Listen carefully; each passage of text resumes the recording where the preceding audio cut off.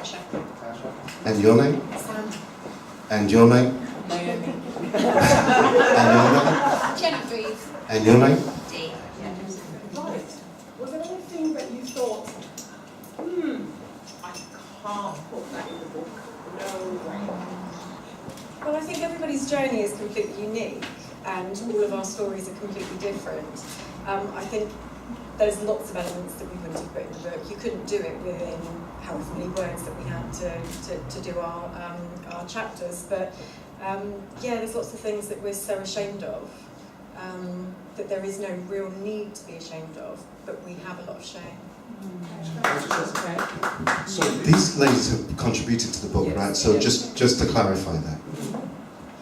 I think for me it wasn't so much about what not to put in, it was which version of the story, because one of the things I found is my story changes as my relationship to my childlessness changes. So I'm 45 now. I knew when I was 40 I was never going to be able to have children, and how I feel about that has changed over the past 5 years. So it was more that, you know, what part of that journey do I tell? As Sam said, in 500 words.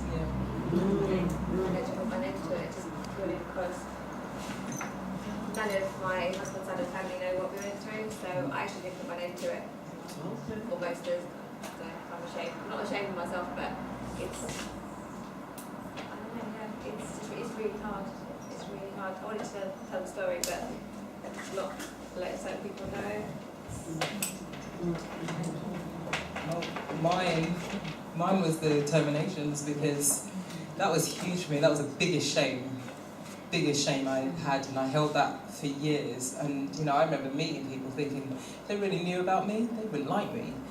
So putting that in the book and putting that out, that was a huge, because it was also about they're going to know about me now, and they're going to say, you see, she didn't deserve that.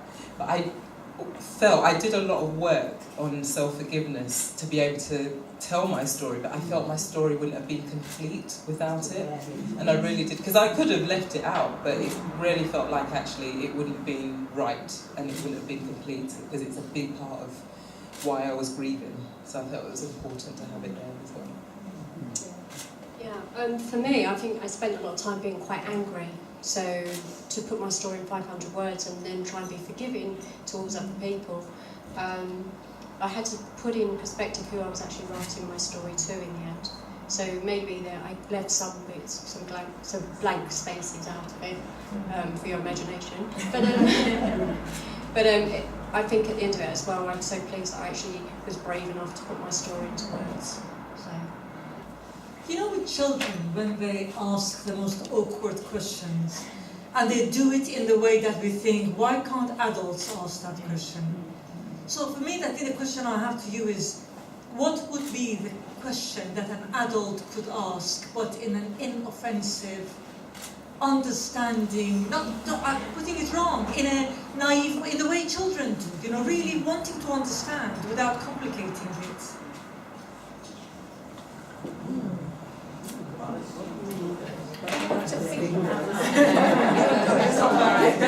Okay, here comes the I haven't got the magic answer. I think I think the assumption that you've got children can actually be quite hurtful. But then what I've learned to appreciate is actually the probability of somebody of my age having children is more likely than not likely. So actually I'm quite forgiving towards those people now. But it's now up to me to ask, to get across to them that actually not everyone can have children. So I kind of changed the question round, but that's how I deal with it now. I think none of us are used to having a tactful question thrown at us, because we always have the do you have children? Sadly no. Why? Yeah. And that's the killer. So it's very, very personal, and you know, everybody has a different reason, but that why is just someone stabbing you in the back.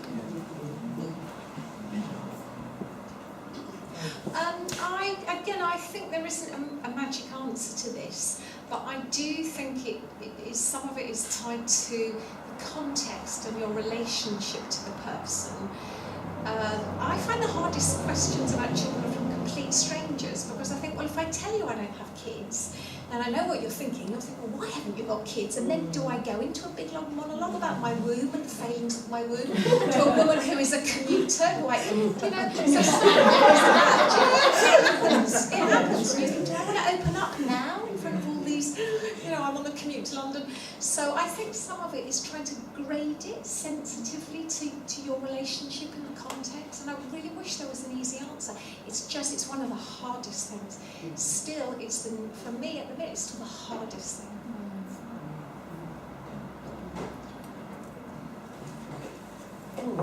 I agree. There is no easy questions. There is no easy solutions.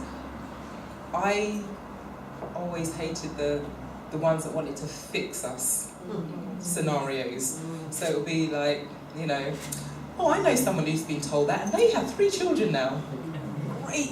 And it's like the hope people want to give you, that actually we've all got that hope. We had that hope in the fact that we were trying in the first place. We're in this place now where we're not looking for the hope that there's a miracle answer to us having children. We've got, I suppose, the hope of actually getting through the grief, and that we can one day look at a child or hold a child and not just break down, because that happens, and that still happens to me, even after all of this journey. So we don't want to be fixed, and we don't need to be fixed. We don't need to hear the miracle baby stories. But what would be nice is just to hear, well, that sounds really difficult. What is that like for you? You can engage in a conversation without actually offering anything more than it just, somebody just said to me that one of the nicest things they just said was, that just sounds really difficult, I'm sorry you're going through that. Just wanted to ask, just by your reaction and the way you approach the question, it is clear that all of you are at different stages of your grieving process. So do you find there is different distinct stages until you get to that acceptance phase? And is there a book 2 coming out to show reflections, what you've gone through? I think there are different stages. So for example, there's denial. I was in denial for a long time that I was never going to have a baby. There's anger. You're talking a lot about anger. I think there's kind of bargaining, where you start to do this thing where you make deals in your mind. So if you give me a baby, I'll do this. You kind of bargain with the universe or whatever. And then finally, I think it's acceptance. But what I've learnt is, for me, it's not clear. I seem to go in cycles. And every time I think I'm getting near acceptance, I am a step nearer acceptance. And then I sometimes go back and do a little bit of denial again. So those traditional stages of grief we all experience, but for me it hasn't been a clear, whoa, I'm going from denial and now I'm into and now I'm accepting. It's a kind of a evolving spiral in a way. So for me, definitely it's not a linear process, and that's one of the things my friend told me about. You won't go from 1, 2, 3, 4, 5, bam, you're at the end. And that's one of the things that society, and I think culturally, people believe grief is about. You hit stage 1, then 2, 3, 4, 5, and then you're done. And this is not true. This is not my experience. How I've learnt to understand grief is it's a spiral. And I saw myself as that spool in a spiral. So sometimes I'm a bit further away from it, sometimes it touches me closer. And every day, so even though I might have gone through denial a long time ago, I might still find a little bit of it again today. Even though I've gone through my anger, I might still have a bit of it today. Even though I've gone through the sadness, I can't remember all the stages now. The depression, the sadness, I might find a bit of it today. It's just, the more we work through it and the more we're allowed to work through it, it gets easier to manage. And that's what I found. So when my heart's in a knot, it doesn't stay there for as long. When it isn't a knot, I can come away and soothe myself. When I feel like, why wasn't this me? I can go away and talk about it. And I have the gateway women, I have my husband. There are people around now that I can say, this sucks today. And we can talk about it and work through it. And it's like, you know what, it's okay. And that's, for me, that's the whole thing with this grief. It's never going to end. It just gets easier to manage and work through it all. Yeah, I mean, it's a roller coaster ride. That's all I can say. You know, you take one step forward and two steps backwards regularly. But I think the one thing that we did all learn was that we mistreated ourselves a lot. So self-compassion completely went out the window. We had no time for ourselves at all. So that's one thing that the course has brought back to us, that every time that we are going backwards, we have to reward ourselves with looking after ourselves, and that allows us to move forward. Two questions.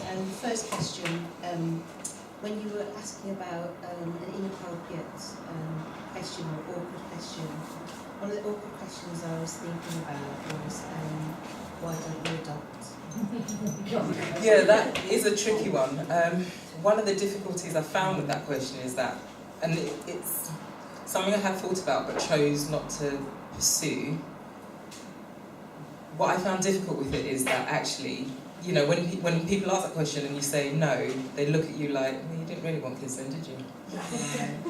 And that's something I really had to work through, because I found that there was this perception that if you really wanted the mum, you would try everything in your power to accomplish that. And that would include IVF, to the nth degree, adoption, and it doesn't matter what kind of child you get, you're going to be a mum. And for me, and I know women in this situation who have adopted or going through that process, and it is such a personal choice.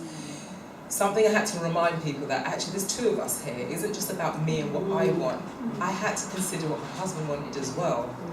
And it's something that actually we probably haven't finished talking about and exploring, but it's something that, my grief was so hard that I couldn't think about just doing that. I couldn't go, I'm not going to have my own, let's adopt. It just didn't work.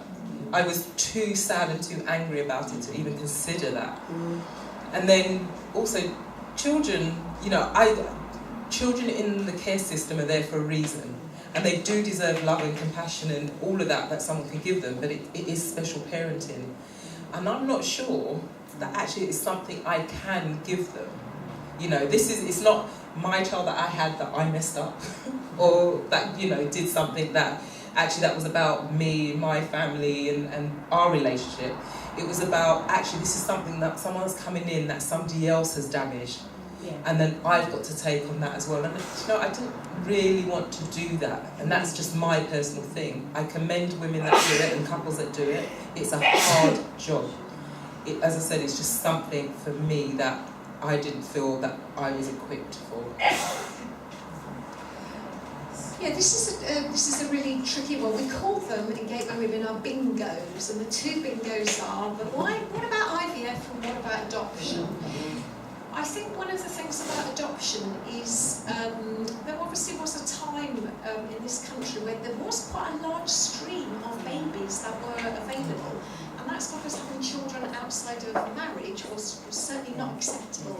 Actually, there's far less, particularly babies now. The actual number of babies available for adoption is very small. On another level, of course, people get rejected in the adoption process. Now, I have a history of mental health problems. I've got a history of depression, and as prospective adoptee parents, if you have any smidgen of mental health problems, you don't get to adopt for good reasons. But of course, I knew that was going to count me out. My husband did want to adopt, and like when someone asks you, I think, dealing with difficult questions, I just turn around and say, yeah, I've got my child, he's you know, my big baby, my husband. It's just the answer that seems to, you've got to laugh it off because it's really difficult. I mean, being Asian, it's a right taboo, so no one ever asks you, have you had IVF? You genuinely don't have an answer, but my husband didn't want to adopt because one of the family members was adopted, and it was just family problems kind of thing. So he's always, adopted from not wanting to adopt from day one. But then you get the subtle hints like, oh yeah, this family's adopted and they've had their kid for 15 years. Trying to subtly say to you, you can, but where do you want to, I've never said to anyone, my husband doesn't want to adopt, but you're protecting him, I guess, but then who's protecting you? It's really hard. It's really hard.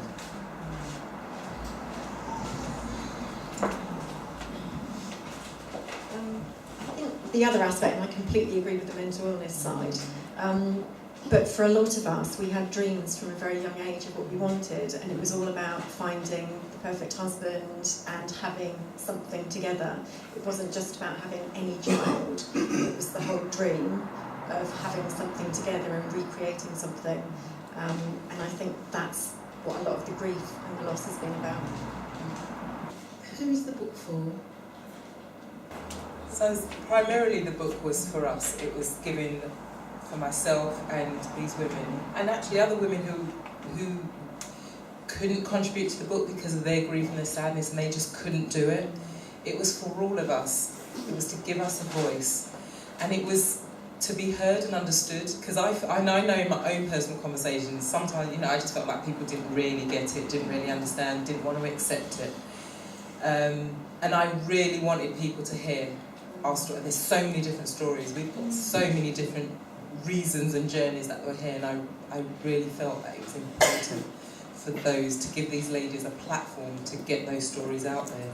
And it's for everybody else, our friends, our families. There's people that know somebody as well. I met a lady who, after I'd done a talk somewhere, and she turned around and said, I know how to support my friend now, because she didn't know what to say to her friend. She didn't know what to do with her. So it's for everybody out there, people who are in the situation. I've got women coming back saying, you've spoken what I had in my mind, and they're on their own because they've isolated themselves and they didn't know who they could talk to because everyone else is trying to fix them. So as I said, it's for everybody. It's for the mothers who have a friend who's childless. It's for the mothers who want to understand what we're going through. It's for our brothers, our sisters, for absolutely everybody. I don't know if I can really make a list, a definitive list, because, as I said, it was really for people to hear and understand our stories and our journeys, and to know it is difficult to be here.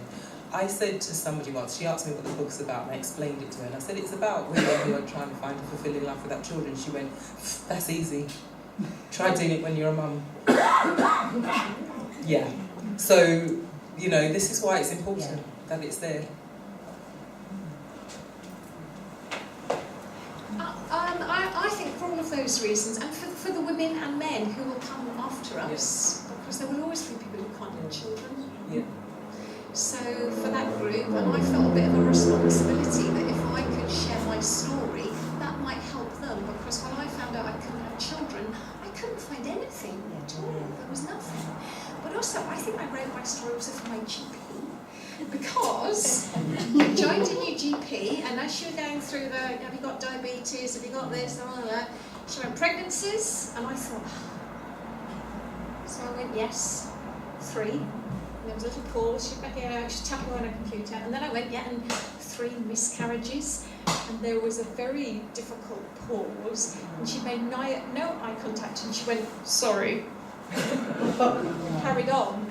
And I thought, actually, this is an opportunity. You could say, I'm sorry, but there's help out there, there's other women. It would have been so easy. It was great that you found out about, gateway women. My GP could have told me about gateway women.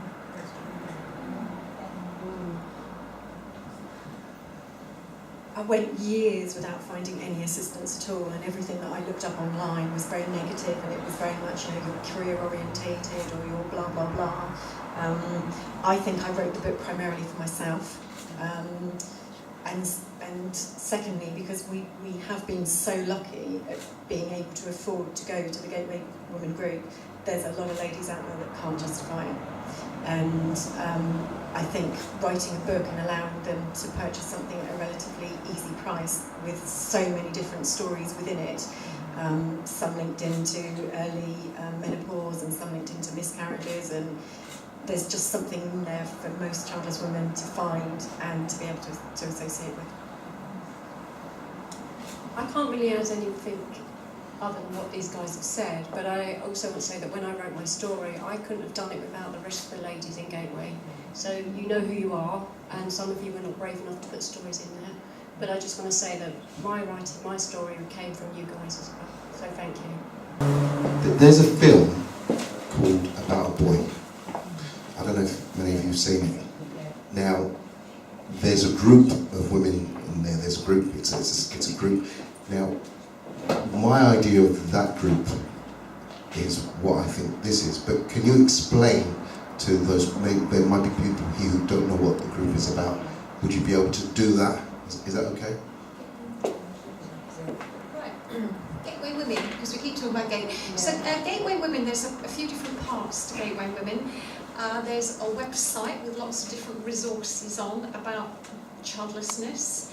It's got a great thing called the Role Models Gallery, because actually there's quite a lot of quite high-profile women and who've been very successful in their fields, but we never get to hear about it. So there's a big gallery, there's resources, there's a blog. So Jodie Day, who's the founder, writes regular blogs on different parts of childlessness. So it's the website and the resources. There's also Gateway Women meetup groups. So the meetup groups happen all around the whole UK. Actually, they happen in America now as well. And they're social get-togethers for childless women. So it's a chance for you to kind of get together and you do share your stories a bit, but actually it's a little bit more about being social and having fun with a group of people where you know you're not going to get asked the question. Yeah, no one's going to go on about the grandchildren or getting, you know. So there's the website, there's the meetups, and there's an online forum, and that's a closed Google group where you can post, and it's like a I don't know how to describe it, the online community. It's I think of it as like 700 women on my phone, so wherever I am, whatever time or day, they're all around the world. If I'm having a shit time, if I'm sitting in the toilets at work because someone else has just got pregnant and I'm having a hard time, I post on the forum and I go, oh guys, I'm having it's a pregnancy announcement at work. And they all come on the forum and go, we're thinking of you, Jen, use self-compassion, you can get through this. So I think of it as like 700 cheerleaders in my pocket. The guys in your lives, what sort of support and help, where do they go, what have you found that they've turned to or been there to support them in there?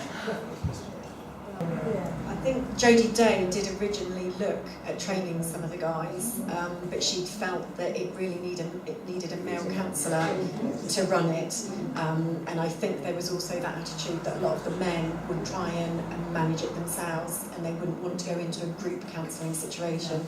It's bad enough going into a marriage counselling situation without being in a group of 10 men. But there is another organisation called Aging Without Children, and that does have men on the board, and obviously that's a connection that men could get involved in, because obviously we also have this huge fear of growing old with no one there to support us, and men likewise. So there is Aging Without Children that could help. I just want to ask a question that I was going to ask to Yvonne personally, but I want to open it up to the whole room. I read an article that Jodie Day, where she'd been interviewed, and it said that she had been reaching out to big organisations to ask them to really understand women in our position, men and women in our position. And I work for a really progressive, big corporate organisation that have got a logo that says Good Together, and it's reaching out to people with special needs, who are in minority groups, and they're saying everybody has a voice. And I want to ask everybody, do you think society and big corporates are actually ready for me to go and walk into their office and say, hi, I'm a childless woman, are you going to give me a voice in this company? Because I'm not sure, and I'd really like to do it, but I'm really scared. It is a tricky one, and it's hard to say not knowing the organisation and the people in it. And the thing with organisations, it's dependent on who's behind that organisation and who's there writing policies, dishing things out and doing stuff to whether they're going to be receptive to it. You know, I had a manager that really wasn't receptive to it, and you know, I was the person causing trouble in the corner. Go back in your box and stop talking about it. And in other places, you know, they're very different. But they'll also have a HR policy that actually says the children, the parents with young children are entitled to unpaid leave, and you cannot say no. but I can say no. So if I ask for unpaid leave, I could be told no, end of story, we don't have to talk about it anymore.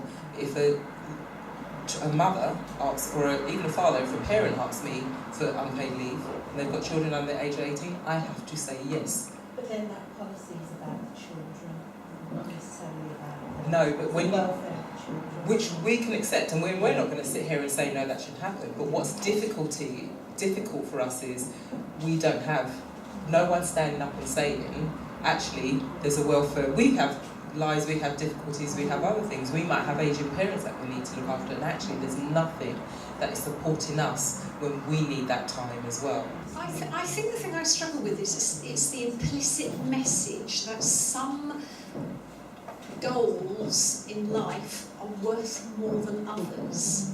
So the implicit message I feel at work is because my meaning in life is not derived by having children, that my life and my goals and my dreams and my aspirations are worth less. I don't think that's true. That's not really true. We all struggle with what's the meaning of our life, whether we're parents or not.